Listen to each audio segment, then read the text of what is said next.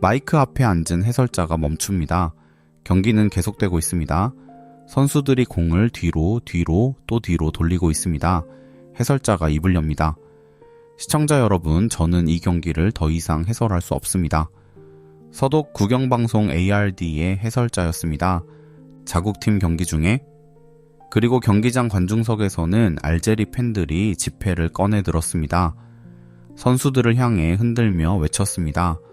돈 받고 파는 거잖아. 1982년 6월 25일 피파 월드컵 역사상 가장 부끄러운 90분이 흘러가고 있었습니다. 끝까지 보시면 공정한 경기란 무엇인지에 대해 다시 한번 생각하게 되실 겁니다.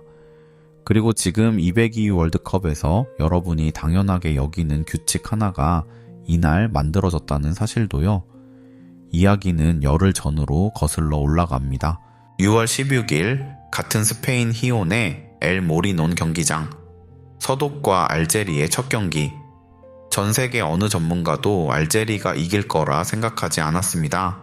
상대는 유럽 챔피언 서독이었으니까요. 외신들은 알제리는 관광하러 온 팀이라고까지 했습니다. 알제리 이름이 낯설 수도 있습니다. 아프리카 북쪽 끝 사하라 사막과 지중해가 만나는 나라입니다. 프랑스로부터 독립한 지 고작 20년이 된 나라. 식민지배의 상처가 채 아물지도 않은 그 나라가 처음으로 월드컵에 나왔습니다. 그런데 경기가 시작됐습니다. 전반 35분 알제리 선수 라바 마주에르가 선제골을 터뜨렸습니다. 경기장이 술렁이었습니다. 서독이 동점을 만들었습니다. 역시.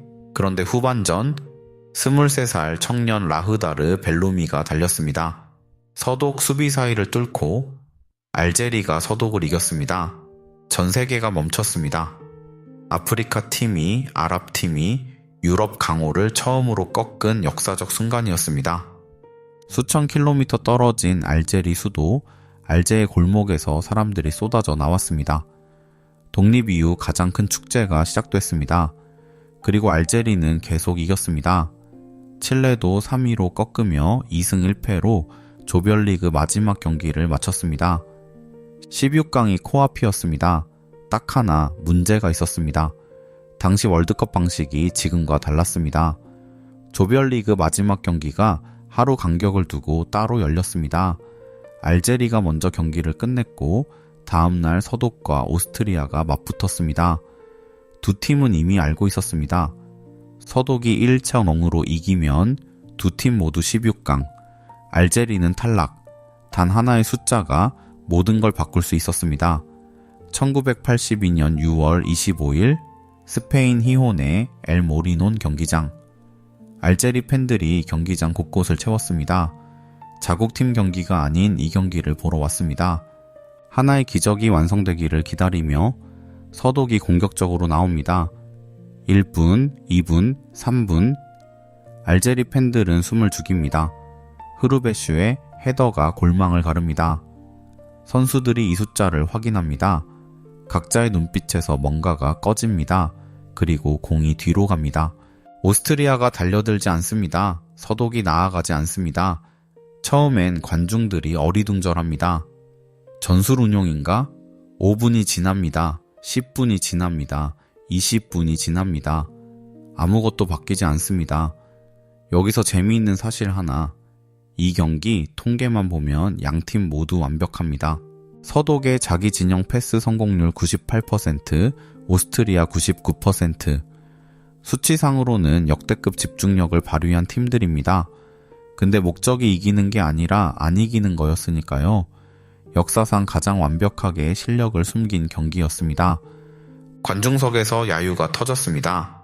처음엔 소수, 그 다음엔 경기장 전체가 들썩였습니다.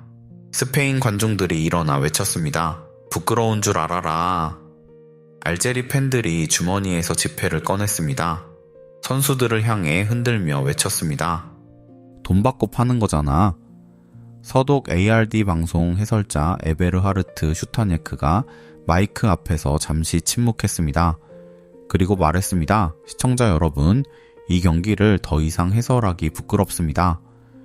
오스트리아 방송 해설자 로베르트 제거는 생방송 중 시청자들에게 텔레비전을 꺼달라고 권했습니다. 후반전 두 팀의 슈팅 시도는 딱 2개였습니다.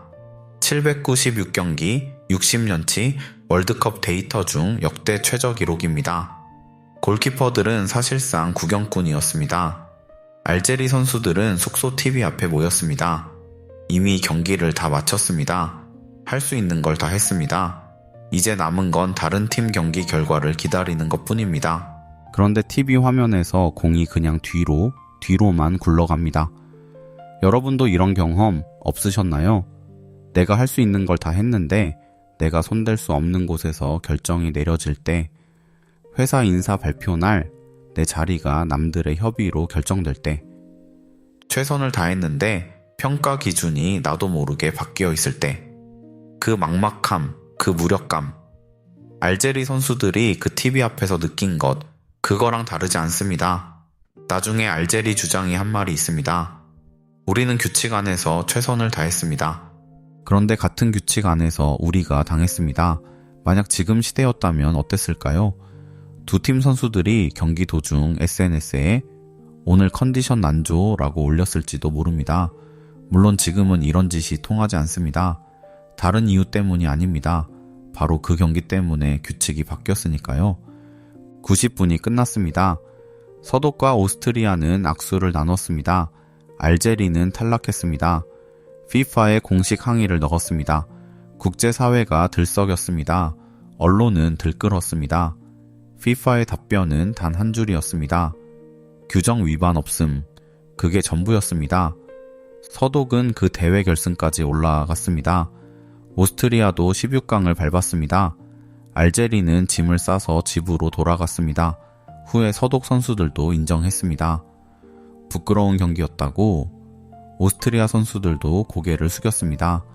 하지만 알제리에게 그 탈락을 돌려준 사람은 아무도 없었습니다. 세상이 분노하고 선수들이 부끄러워했고 방송이 꺼졌습니다. 그러나 결과는 바뀌지 않았습니다.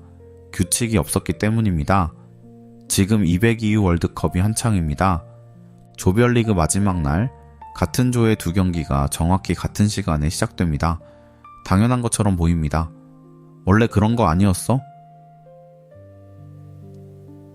싶을 정도로. 그런데 이 규칙 44년 전 희혼에서 만들어진 겁니다. 누군가 억울하게 당한 뒤에야 세상이 그 허점을 메웠습니다. 생각해보면 우리 삶도 비슷하지 않나요? 회사에서, 학교에서, 관계에서 규칙은 있는데 그 규칙이 나를 지켜주지 못하는 순간들. 이건 아니잖아 라고 느끼지만 규정 위반 없음이라는 말을 듣고 그냥 넘어가야 했던 순간들. 그리고 나중에야 누군가 그 허점을 막습니다. 하지만 그땐 내 차례가 이미 끝나 있습니다. 지금 이 순간도 우리 주변엔 규칙의 허점이 있습니다. 이건 아닌 것 같은데 하면서도 어기지는 않았으니까 라는 말에 아무것도 못하게 되는 순간들. 그럼에도 알제리는 FIFA에 항의했습니다. 그 억울함이 기록으로 남았습니다. 그리고 세상이 규칙을 고쳤습니다. 그 규칙이 없었다면 지금 우리가 보는 월드컵 조별리그 마지막 날의 긴장감도 없었을 겁니다. 누군가의 억울함이 모두의 공정함이 됐습니다. 라우다르 벨루미는 그 이후로도 오랜 세월을 살았습니다. 그가 인터뷰에서 한 말이 있습니다. 우리는 그냥 축구를 했습니다. 우리가 할 수 있는 최선을. 그게 전부였습니다. 최선을 다했고 이겼고 그래도 떠나야 했습니다. 그리고 44년이 지난 지금 202후 월드컵이 그의 억울함 위에서 열리고 있습니다. 그게 이 경기의 이름입니다. 치욕은 알제리의 것이 아니었습니다. 서독과 오스트리아의 것이었습니다. 이긴 팀이 부끄러움을 가져갔습니다. 세상은 그런 것 같습니다. 규칙의 허점을 이용한 사람이 이기는 것처럼 보이지만 역사는 언제나 그것을 치욕이라 기록합니다. 그리고 알제리는 졌지만 그 억울함이 오늘의 규칙을 만들었습니다.